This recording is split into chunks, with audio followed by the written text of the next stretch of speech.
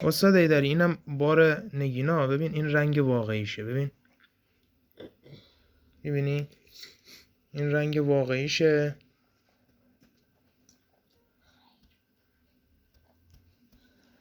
ببین سایز کوچیکم توش زیاده، نگاه کن.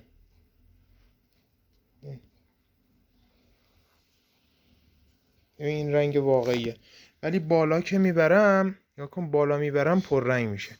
این کل باره. ببین سایز کوچیکم زیاد داره، نگاه کن. این سایزهای کوچیکشه. خب اینا هم سایز متوسطشه. ببین مثلا نگاه کن این نگینو، ببین توش دو طرف جلا خوشگل، نگاه کن. نگاه کیفیت ها همه خوبه. ببین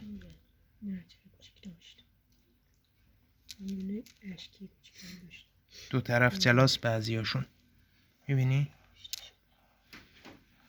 این از این. ببین اینو نگاه کن، مثلا این توش ضعیفه، ضعیفش اینه، بقیهش خوبه. ببین اینجا همه رو آبی نشون میده، بعضیشون یه خورده مایل به سبزن. میبینی این دوتا رو مثلا، اینو میبینی اینا یه خورده مایل به سبزن، ولی خب آبیه دیگه، عجمیه.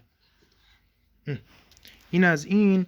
این چند تا دونه هم 1 2 3 4 5 6 7 8 9 10 11 12 13 14 15 شون 15 16 تاشم پرتاووسیه. ببین پرتاووسی ها خیلی خوشگله، پر رنگ افتاده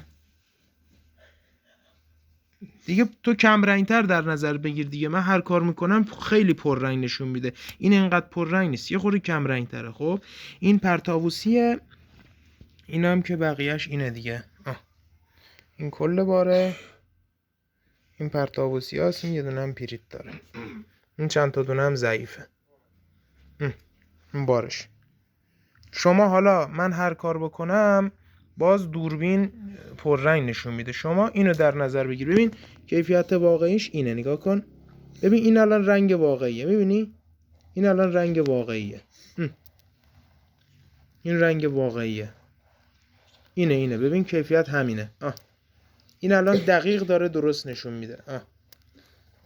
ولی اینجا که میاد همه پررنگ میشه. آره اینو شما در نظر بگیر.